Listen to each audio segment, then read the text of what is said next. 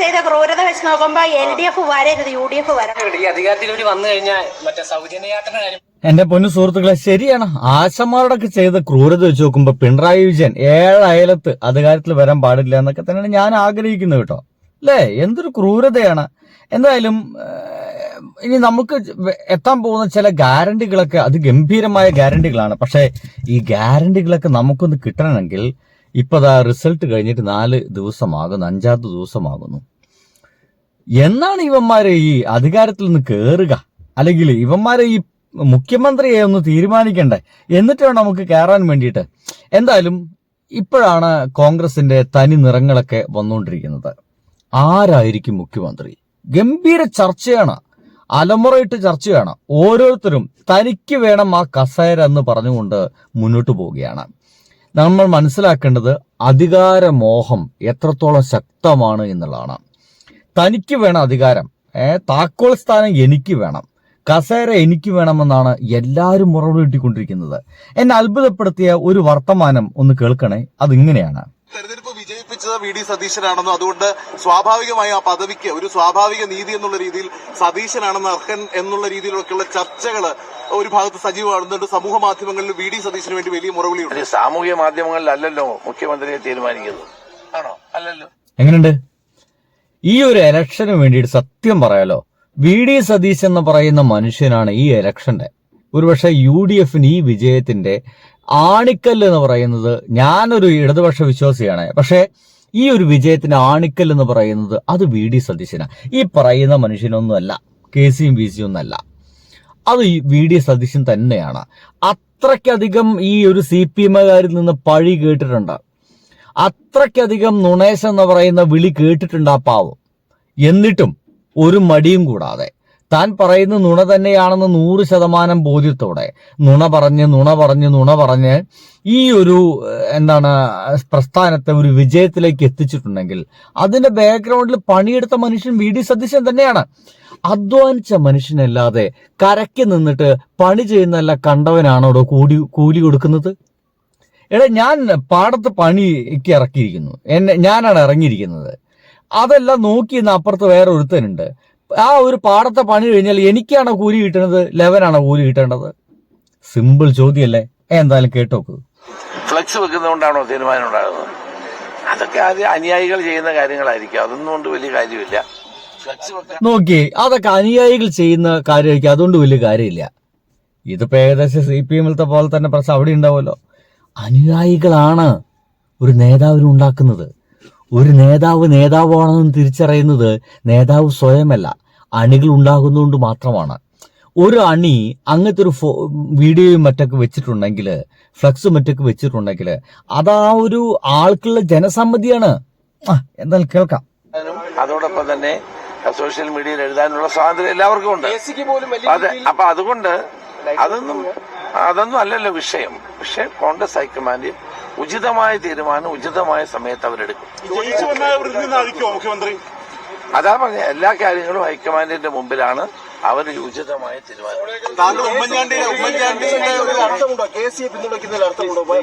അതായത് ഉമ്മൻചാണ്ടിയുടെ കാലത്തൊന്നും, അതായത് ആ ഒരു പാരമ്പര്യവും ആ ഒരു ഉത്തരം കേട്ടാ പല പദവികൾ വഹിച്ച ആളുമാണ് രമേശ് ചെന്നിത്തല.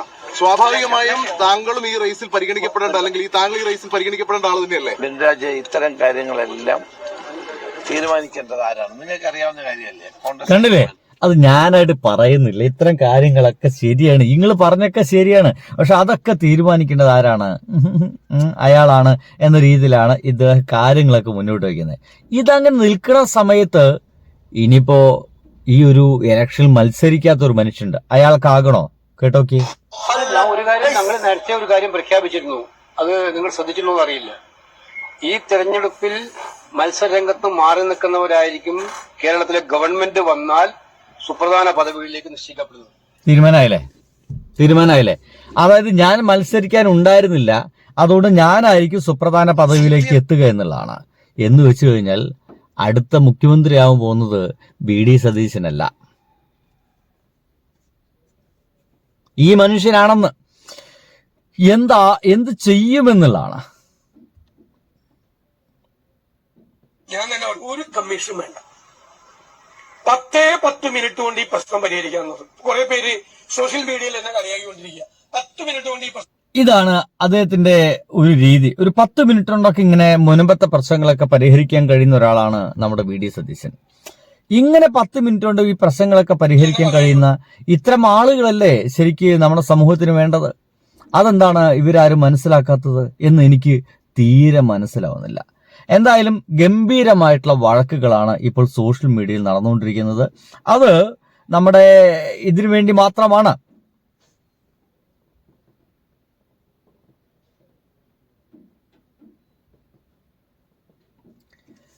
അത് അധികാരത്തിന് വേണ്ടി മാത്രമാണ്. ഇനിയിപ്പോ ഒരു വാർത്താ അവതാരിക പറയുന്നത് ഇതൊരു വീടാണ്. ആ ഒരു വീട്ടിന്റെ ഉള്ളില് ഇപ്പൊ തല്ല് നടന്നുകൊണ്ടിരിക്കുമ്പോ അതിനുള്ളിൽ എങ്ങനെയാണ് ഒരു ജനാധിപത്യം ഉണ്ടാവുക എന്നൊക്കെ ഒരു വാർത്താ അവതാരിക ചോദിക്കുന്നുണ്ട്. ഒരു വീടിനുള്ളിൽ 3 മക്കൾ തമ്മിൽ ഇപ്പോൾ സ്വത്തിനൊരു തർക്കം നടക്കുന്നിരിക്കട്ടെ. അപ്പോൾ ഈ 3 മക്കൾ തെരുവിലേക്ക് ഇറങ്ങി പരസ്പരം പോർ വിളിച്ച് പരസ്പരം അടിയുണ്ടാക്കിയ ശേഷം ഇത് ഞങ്ങളുടെ വീട്ടിലെ ജനാധിപത്യമാണെന്ന് പറഞ്ഞാൽ എങ്ങനെയിരിക്കും? അതാണ് ഇപ്പോൾ കോൺഗ്രസിൽ നടക്കുന്നത്. ഞാൻ പറഞ്ഞു വന്നത് സുഹേൽ, ഈ നിലയിൽ ഇപ്പോൾ മുഖ്യമന്ത്രി സ്ഥാനത്തേക്ക് ഒരാളെ പ്രൊജക്ട് ചെയ്യേണ്ട ഒരു സാഹചര്യം വരുമ്പോൾ ഇവിടെ 3 പേരാണ് പ്രധാനമായും ഉള്ളത്. കെ.സി. വേണുഗോപാൽ, രമേശ് ചെന്നിത്തല, വി.ഡി. സതീശൻ. അതിൽ ഗ്രൗണ്ട് അറിഞ്ഞ് കളിക്കുന്നത്, കണ്ണിങ്ങായി കളിക്കുന്നത് വി.ഡി. സതീശനാണ് എന്നതിൽ ഒരു തർക്കവുമില്ല.